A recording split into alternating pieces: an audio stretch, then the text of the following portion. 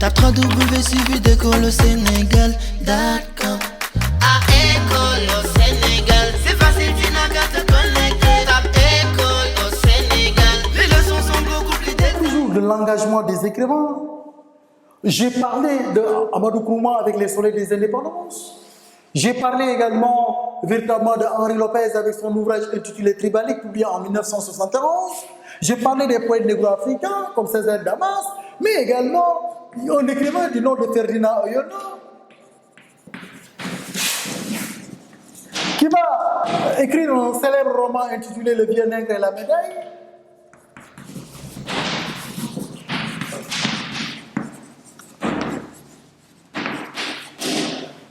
Ce qu'il faut comprendre, c'est que lui aussi, il n'hésitera pas à prendre sa plume pour dénoncer l'attitude du colonisateur, l'attitude des colons. Parce que qu'est-ce qui s'est passé? Dans son ouvrage, il y a le vieux Meka qui est là, personnage du roman. Ce vieux-là qui vivait au sud du Cameroun. Il vivait au sud du Cameroun. Il avait 2 fils. Et tous ces 2 fils-là, ils ont sacrifié leur sang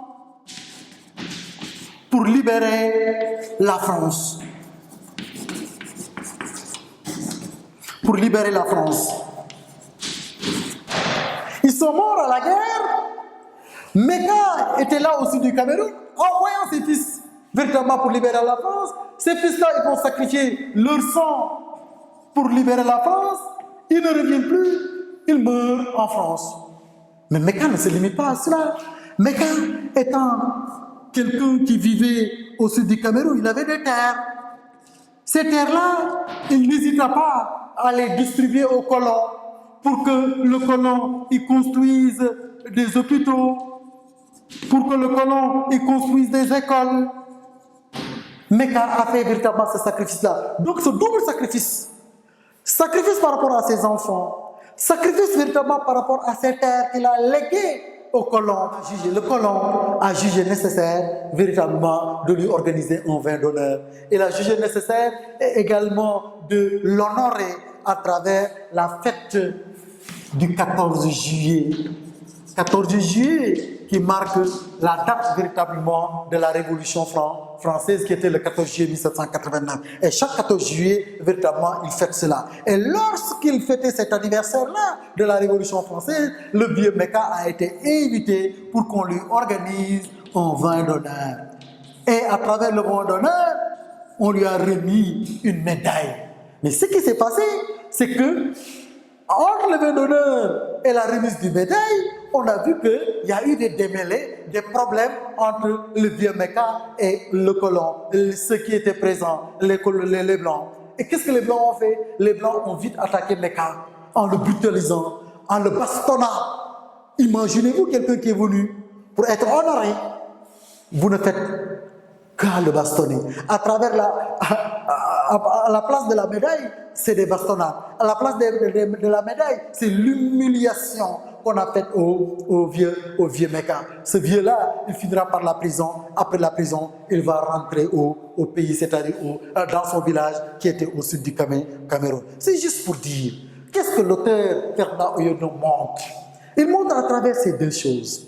Qu'entre le discours du colon et la réalité, il y a c'est diamétralement opposé. C'est entre le discours véritablement et la réalité, il y a véritablement un hiatus. C'est pourquoi ce qu'il faudra savoir ici, c'est qu'il dénonce l'attitude du blanc.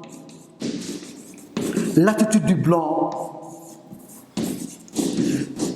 qui, dans le cadre du discours, nous parle du chant des valeurs, la dignité, la fraternité, l'égalité. Mais entre le discours et la réalité, véritablement, nous verrons que c'est diamétralement opposé. Parce que Meka, ce qu'on a fait de lui, on l'a malmené, on l'a maltraité, on l'a humilié. Et pourtant, il était venu pour qu'on l'honore, il était venu pour qu'on lui remette une médaille. Et malheureusement, c'est ce qui s'est passé fondamentalement. Donc c'est juste pour dire que les écrivains, en dehors de l'exaltation du moi, en dehors de la recherche de la beauté, en dehors de l'éducation, c'est-à-dire lorsqu'ils s'inscrivent dans la fonction didactique en éduquant le peuple, ou bien chercher à divertir le peuple, l'écrivain peut être engagé. Donc, chers élèves de la classe de terminale, voilà grosso modo, sommairement, les différentes fonctions qui sont assignées à la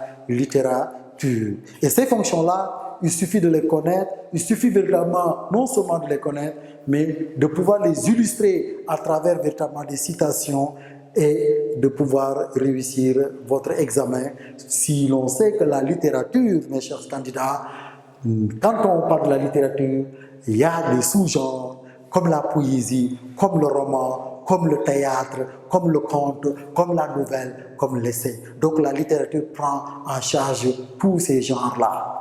Et je sais bien que nous allons nous retrouver le prochain cours à travers des exercices d'application que nous allons faire, et à travers ces exercices-là, nous allons revenir sur les fonctions de la littérature à travers un exercice d'application. Je vous remercie, mes chers élèves. Suivi d'école au Sénégal.